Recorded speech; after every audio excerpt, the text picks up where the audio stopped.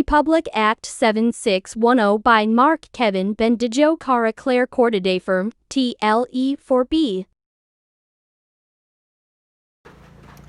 Hello everyone, good day. So in this video, we will be learning about Republic Act 7610. So what is Republic Act 7610 all about? So this act provides for stronger deterrence and special protection against child abuse, exploitation, and discrimination, providing penalties for its violation and for other purposes. So the state shall intervene on behalf of the child when the parent, guardian, teacher, or person having care or custody of the child who fails or is unable to protect the child against abuse, exploitation, discrimination, or when such as acts against the child are committed by the said parent, guardian, or the being mentioned above.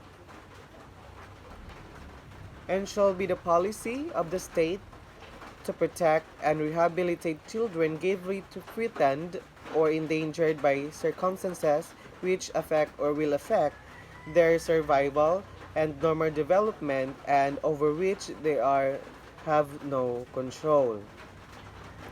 So there are special protection of children against abuse, exploitation, and discrimination act. So what it is all about. So it provides sanctions for their commission and carry out a program for prevention and deterrence of and of crisis intervention in situation, child abuse, exploitation, and discrimination. So that is the special protection against children from abuse, exploitation, and discrimination. So next is Special Protection of Children Against Abuse, Exploitation, and Discrimination Act. So it is hereby declared to be the policy of the state to provide a special protection to children from all forms of abuse, neglect, cruelty, exploitation, and discrimination, and other conditions prejudicial their development. Provide sanctions for their commission, and carry out a program for prevention and deterrence of a crisis, intervention in situations of child abuse, exploitation, and discrimination. The best interest of children shall be the paramount consideration in all actions concerning them, whether undertaken by public or private social welfare institutions, courts of law, administrative authorities, and legislative bodies, consistent with the principle of the first call of children as enunciated in the United Nations. Regarding with the rights of the child, every effort shall be exerted to promote the welfare of children and enhance their opportunities for a useful and happy life.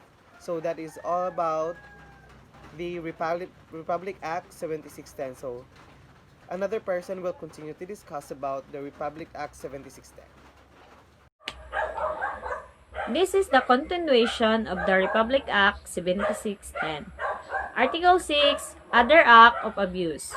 Section 10, Other Acts of Neglect, Abuse, Cruelty, or Exploitation and other conditions prejudicial to the child's development. A. Any person who shall commit any other acts of child abuse, cruelty, or exploitation, or to be responsible for other conditions prejudicial to the child's development, including those covered by the Article 59 of the Presidential Decree Number 603 as amended but not covered by the Revised Penal Code as amended, shall suffer the penalty of prison mayor and its minimum period.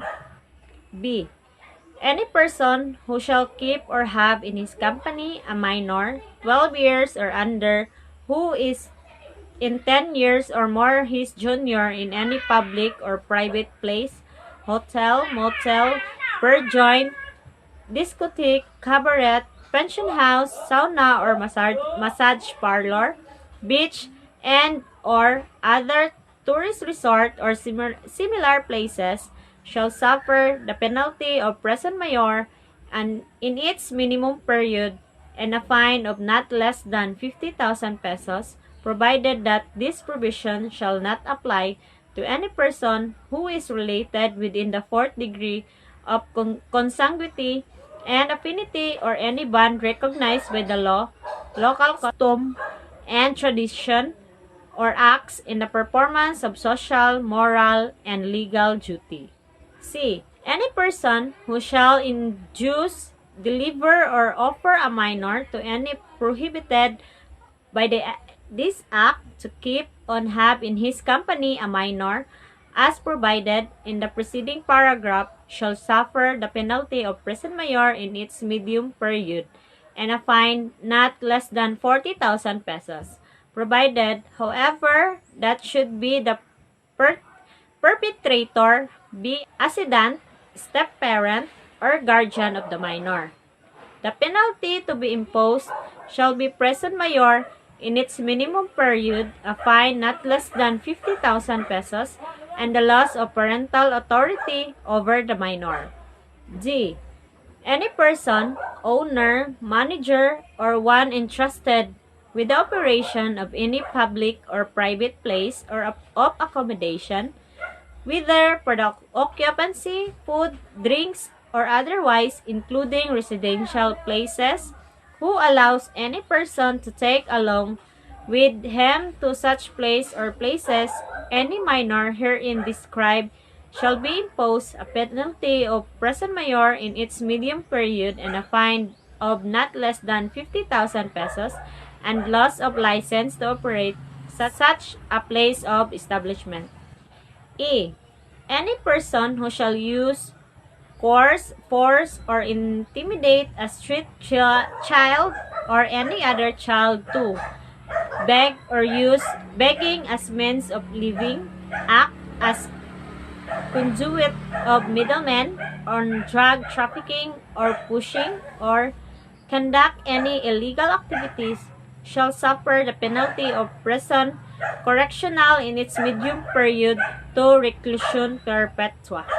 For the purposes of this act, the penalty for the commission of acts punishable under Articles 248, 249, 262, paragraph 2, and 263, paragraph 1 of Act number 3815 as amended, the revised penal code for the crimes of murder, homicide, and other intentional mutilation and serious physical injuries, respectively, shall be reclusion perpetua when the victim is under 12 years of age. The penalty for the commission of acts punishable under Article 337, 339, 340, and 341 of Act number 3815 as amended, the revised penal code.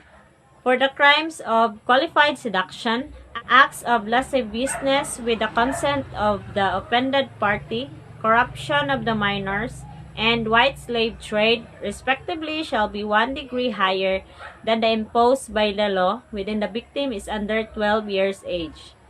The victim of the acts committed under this section shall be entrusted to the care of Department of Social Welfare and Development. Thank you. Could you be the one? Shh.